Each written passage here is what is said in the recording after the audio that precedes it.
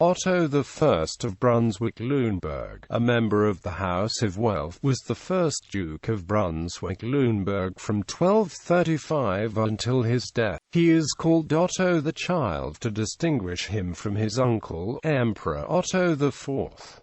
Early years. Otto was born around 1204. He is the only son of William of Winchester and his wife Helena, a daughter of King Valdemar I of Denmark. His father was the youngest son of Henry the Lion, the former Duke of Saxony, who had been deposed by the Hohenstaufen Emperor Frederick Barbarossa in 1180. By an 1202 agreement with his brothers, Count Palatine Henry V and King Otto IV, William had received the Welf-Allodial properties in Saxony around Lüneburg. Otto was still a minor when he inherited his father's estates in 1213.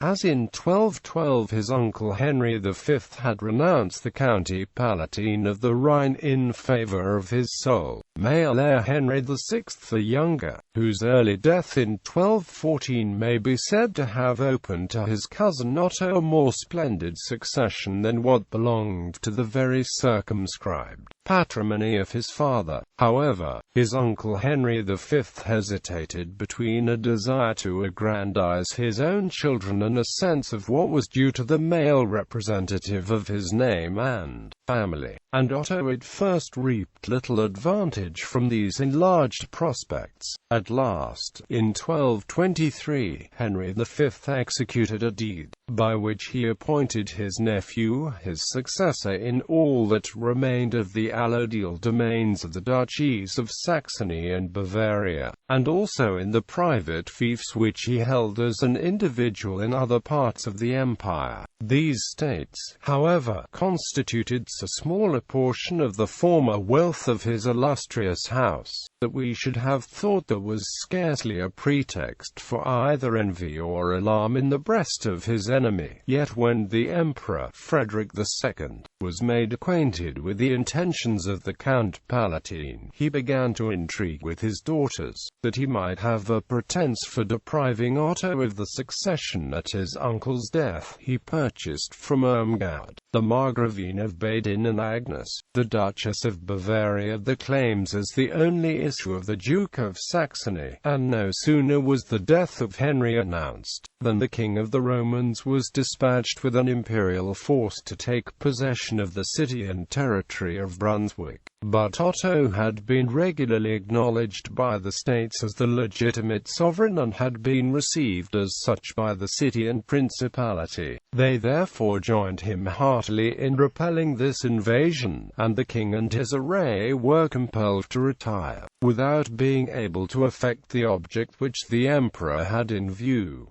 League with Denmark, to be prepared against any future attempt of the same kind. Otto judged it prudent at this time to enter into a treaty with his maternal uncle King Valdemar II of Denmark, by which they respectively bound themselves to support each other against all enemies whatsoever. This treaty was in the end most injurious to the states of Brunswick. Otto was made Count of Garding and Theetball by King Valdemar, and participated in the Battle of Mölln of 1225 and the Battle of Bornhoft of 1227 on the side of Denmark. After the last battle, Otto was imprisoned in Rostock, the capital of Schwerin, where he was shut up in a fortress.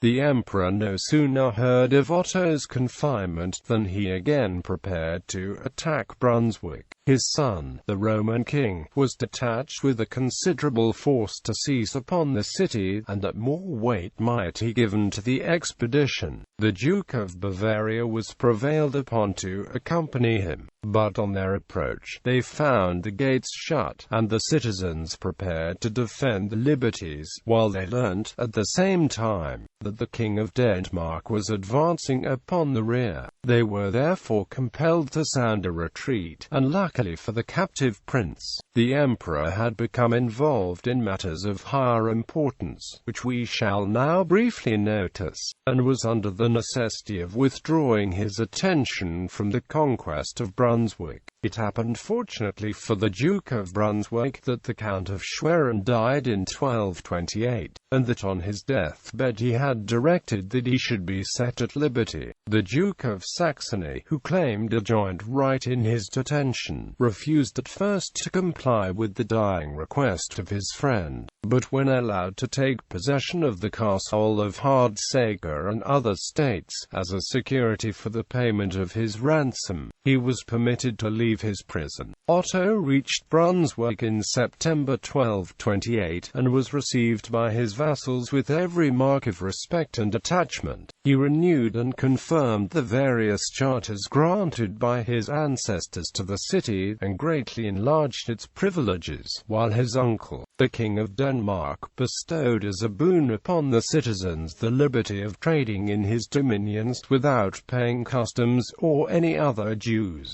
On his way from Rostock, Otto had spent some days at the court of the Margrave of Brandenburg, where he had seen and admired the Princess Matilda, the daughter of the Margrave, and no sooner were his private affairs arranged than he sent to demand the hand of this princess in marriage. It was an alliance too flattering for the House of Brandenburg to be rejected. Matters were speedily settled, and the marriage ceremony was performed with great splendor at Lüneburg. By 1227, his father's two brothers, Henry V, Count Palatine of the Rhine, and Otto IV, Holy Roman Emperor, had died without surviving children, and Otto was the only heir of the properties of his grandfather Henry the Lion. But Otto had to battle for his properties against the ruling Hohenstaufen family and against local nobles. He managed to strengthen his position through his marriage to Matilda. His ambitions. It is alleged by some that the Duke of Brunswick was well inclined to enter into the views of the Pope, but that he found he could neither raise men nor money sufficient to warrant even a probability of success. This we are inclined to doubt, for had Otto been ambitious, he might have obtained the empire without much difficulty, and supported as he was by England and Denmark. It is not likely that he could have been at a loss for an army, or for the means of supporting it. As a proof that Otto had the full confidence and support of the King of England, we find that the moment he obtained his liberty, he wrote to communicate the same to Henry III, who was his cousin, and as Henry's answer dated the 6th of March 1229 has fortunately been preserved by Thomas Reimer, it becomes a valuable part of these annals, as it puts our conjecture beyond a doubt. Later Henry sent a letter to the Pope, in which he repeats his thanks to Pope Gregory IX for the zealous part he had taken in procuring the freedom of his dear cousin the Duke of Brunswick, and adds that as Christian princes may approach his holiness with the petitions, he ventures to supplicate a continuance of his especial favour to his said cousin, which by reason of the near connection in blood he would esteem as much as if shown to himself. Quote, he implores Gregory to promote Otto's honor whenever it is in his power, and to recommend him to the princes of the empire, as often as he had an opportunity, adding that he most firmly believed and trusted in the Lord, that among all the princes of the empire he would be found the one most devoted to the interests of the Church, and that as he considered his release from prison owing in a great measure to the influence of the Apostolic See, he would consequently be the more obsequious to that power. In 1235, Otto achieved an agreement with the Hohenstaufen Emperor Frederick II that ended the dispute between the Hohenstaufen house and the House of Welf, to which Otto belonged. This dispute had culminated when Henry the Lion was stripped of his duchies in 1180 by Frederick's grandfather, Frederick Barbarossa. According to this agreement, Otto transferred all of his private property to the emperor, who immediately returned it to him as a hereditary imperial fief. In this way, Otto reacquired the status of a prince of the Holy Roman Empire that Henry the Lion had lost. However, the Duchy of Saxony, which Henry had held, had since then passed on to Ascanian dukes, so that the emperor had to create a new duchy for or Otto. This was the Duchy of Brunswick-Lüneburg, named after the two central cities around which Otto's former properties were located. Otto could substantially increase his territory by supporting King William, who married his daughter Elizabeth in January 1252. Later life and death. King William had intimated to the princes of Germany his desire to meet them in a general diet at Frankfurt against the feast of St. John the Baptist. 1252. He was preparing to leave Brunswick with his father-in-law for the purpose of being present at this assembly when Otto was suddenly taken unwell and expired on the 9th of June. Otto is buried in Brunswick Cathedral.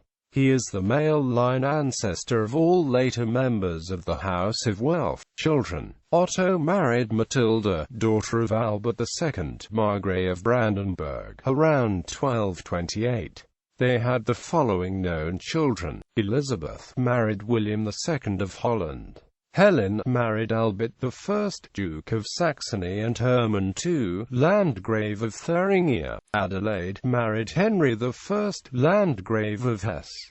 Matilda married Henry II, Prince of Anhalt-Aschersleben. Agnes married Wislaw II, Duke of Rügen. Albert John Otto, Bishop of Hildesheim. Conrad of Brunswick and Lüneburg, Prince Bishop of Verden. Ancestry.